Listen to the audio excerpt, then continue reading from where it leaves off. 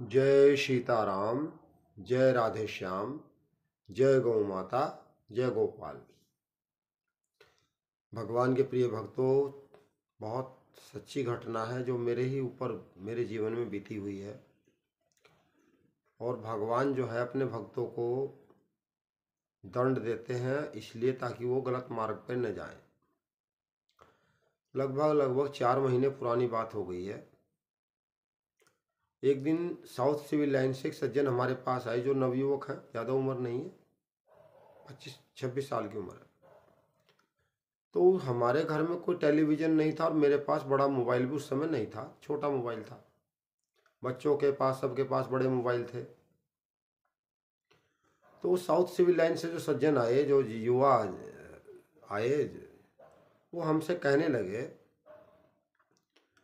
कि आपका बागेश्वर वाले बाबा के बारे में क्या ख्याल है। तब हम नहीं जानते थे बागेश्वर वाले बाबा कौन हैं, क्या वो करते हैं, कहाँ रहते हैं, किसकी पूजा करते हैं, हमें नहीं पता था। कोई जानकारी नहीं थी हमें उनके विषय में। तो हमने ये कह दिया, शाम का समय था, कि बड़े लोग किसी को धोरो नहीं लगाते, ये अमीर कोई पूछते हैं जो 1-2 लाख रुपए देता है उसे कहते हैं आइए बैठिए, चाय लीजिए, बैठिए। और जो गरीब होता है उसे कहते हैं पीछे पीछे पीछे रहो, पीछे। ऐसे हमने कह दिया, जाने अनजाने में, भगवान जाने कह दिया हमने। और वो सज्जन भी अपने घर चले गए। और मैं जहाँ ऑफिस में विश्राम करता हूँ, तो उस समय मैं जैसे ही सुबह सो के उठा, सुबह 4 बजे, तो आप विश्वास कीजिए मुझे किसी ने ऐसे धक्का दिया, पीछे को धक्का दिया, ऐसे बहुत जोर से धक्का दिया और मेरा सिर एकदम से पीछे जाके लग गया। तो भगवान के प्रिय भक्तों, मैंने सोचा आसपास कोई है तो है नहीं, और धक्का किसने दिया मुझे। हो सकता है मेरे मन का भ्रम हो, कुछ ऐसे ही मुझे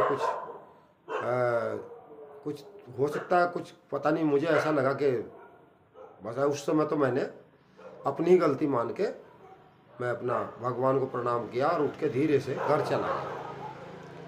घर चला गया तो मैंने घर जाके बताया कि इस तरह की बात है, मुझे किसी ने धक्का दिया जब मैं सुबह सो के उठ गया।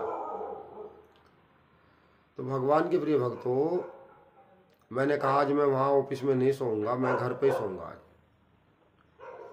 और गैलरी में मैं दिन भर ठीक ठाक काम करता रहा। रात को 8 बज गए तो गैलरी में मैं खाट बिछा के सो गया, पंखा लगा के सो गया। तो उसमें क्या होता है प्रभु जी, जैसे ही मैंने अपनी, ज़्यादा समय नहीं हुआ था, 8 ही बजे थे, मैंने जैसे ही अपना सिर तकिए के ऊपर रखा धीरे से आराम से, तो जैसे नेट पे बॉल को उछालते हैं ऐसे मुझे लगा कि खाट सहित उठाया है, लेकिन मैं ही उठाया अकेला और छत सहित ले गया लगभग 12 फीट ऊपर और गेंद की तरह उछाल के ज़मीन पे दे के मार दिया। और जिधर पैर थे उधर सिर, और जिधर सिर था उधर पैर, पलट दिया बिल्कुल पूरी तरह से हवा में उछाल के। और मेरा हाथ का अंगूठा भी ठुक गया, जिसमें 3-4 से भी ज़्यादा डब्बी आइडेक्स की लगी। ठीक होने में कई महीने लग गए। और मेरे मुंह से निकल गया, हाय मर गया। घर वाले सब भाग के आए, क्या हुआ, बिजली का करंट लग गया क्या। तो मुझे तुरंत ध्यान आया कि मैंने एक दिन पहले बागेश्वर वाले बाबा के बारे में क्या कहा था। भगवान हनुमान जी महाराज कहते हैं, तुम लोगों के पास जाते हो और हमारे सुंदरकांड लोगों को सुनाते हो और दूसरी तरफ हमारे भक्तों की निंदा करते हो। हनुमान जी महाराज कहते, तुम्हें हम सबक सिखाएंगे, तुम्हारी हिम्मत कैसे हुई हमारे भक्तों की निंदा करने की। तुरंत मुझे अपनी गलती का एहसास हुआ। मैंने कहा, प्रभु मुझे क्षमा कर दो, मुझे पता नहीं था बात का, मैं क्षमा चाहता हूँ। मैंने बार बार क्षमा के लिए याचना की। उस दिन से लेकर आज तक मुझे कोई दिक्कत परेशानी नहीं।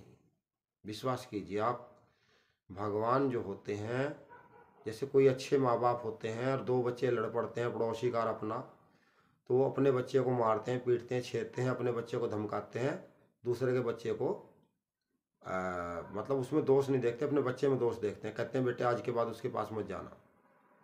वैसे ही भगवान जो है अपने भक्त को अपने तरीके से सुधार लेते हैं कि कल फिर ये निंदा करेगा, परसों फिर करेगा कहीं, तो भगवान सुधार लेते हैं। और भगवान का जो क्रोध होता है वो भी कल्याणकारी होता है। भगवान की हर एक लीला में एक राज होता है। भगवान जिन्हें अपना मानते हैं उन्हीं के साथ कोई ना कोई लीला करते हैं।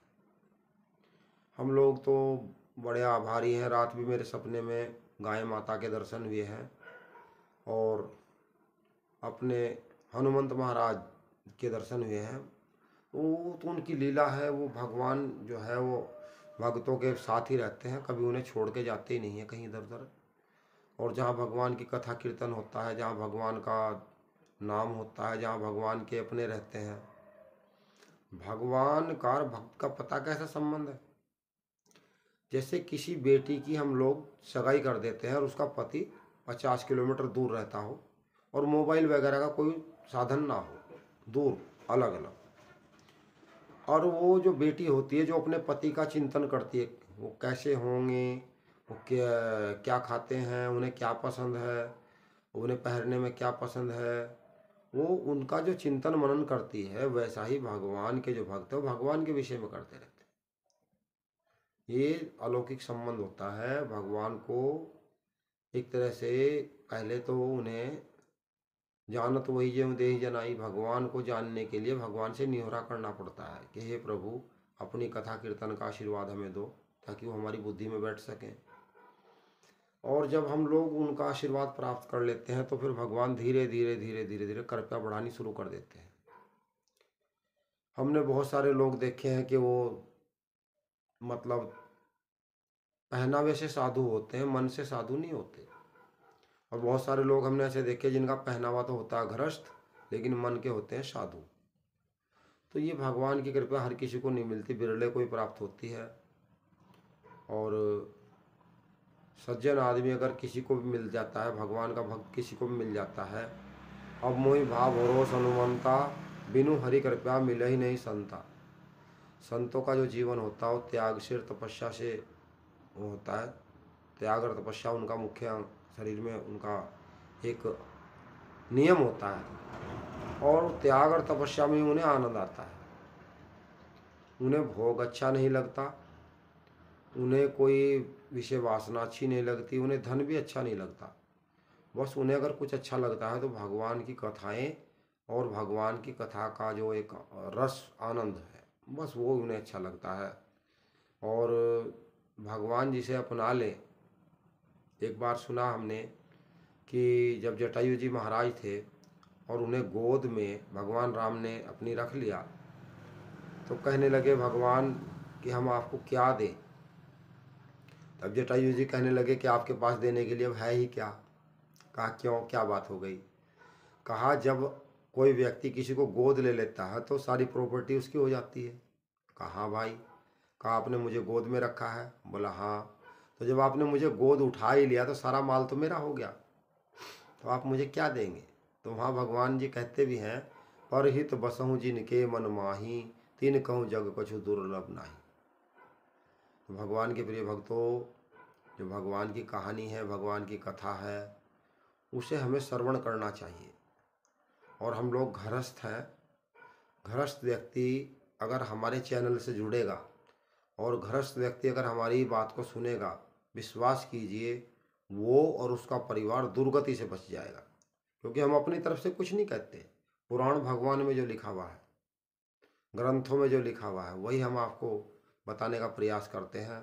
अपनी तरफ से कुछ नहीं, जो हमारे भगवान जी को आते हैं वो हम कह देते हैं। फिर भी हम यही कहते हैं कि जो वीडियो हमारे देखते हैं वो हमारे परिवार के सदस्य हैं। कोई भी हमारे से कहीं भूल चूक हो तो वो हमें फ़ोन करके बता सकते हैं। 84 770 220 90।